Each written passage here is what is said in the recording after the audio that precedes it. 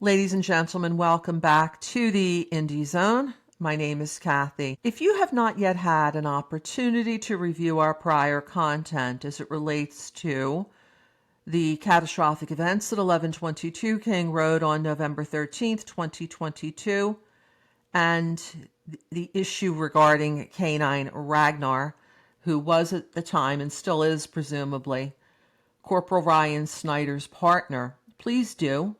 There's some additional information that we would like to share with you, call your attention to at this time, and it has to do with the Moscow Police Department going to the City Commission, as they did in September of 2025, to request permission to add a second K-9 unit, a second trained K-9 dog, and the purchase of a vehicle.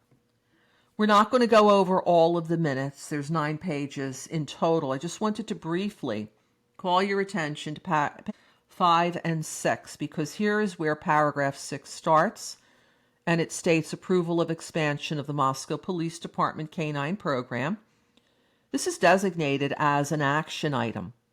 And then we see that Chief Anthony Dallinger and Corporal Ryan Snyder are listed here. And under the first paragraph, it begins by saying the Moscow Police Department is requesting approval to expand the current K-9 program to include one additional detection K-9. The department's sole K-9, Ragnar, began his tour of duty in August of 2022, and his efforts to combat in the community have been a great success.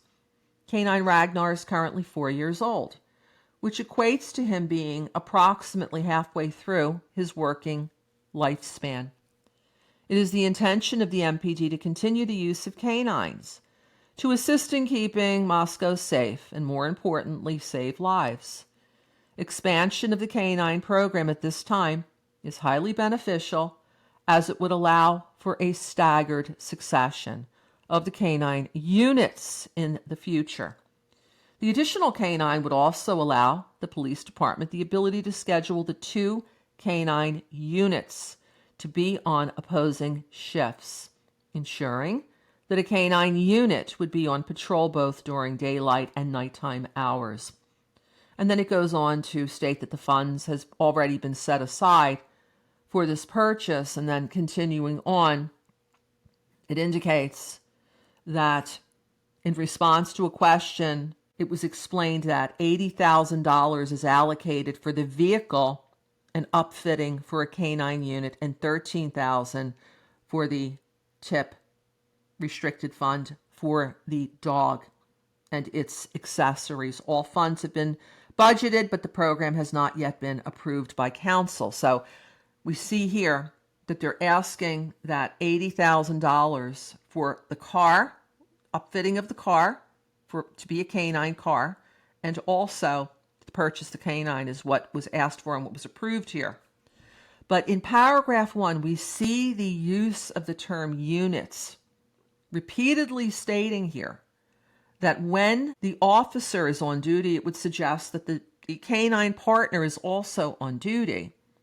And then we see that Ragnar was purchased not after November 13th and delivered not after November 13th, 2022. He was already a member of the MPD August 2022. So the question continues to be asked, rhetorical question, commentary, opinion, nothing further. Pursuant to the First Amendment is, number 1, where was K-9 Ragnar on November 13th, 2022? He certainly didn't appear to be anywhere around 1122 King Road.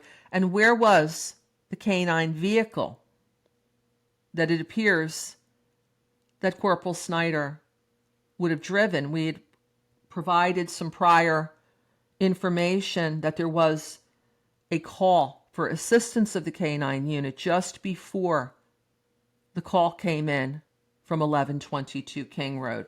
If you have any thoughts, any comments, any opinions that you would like to share, please leave them here. Until next time, this is Kathy. Thank you for joining us here today.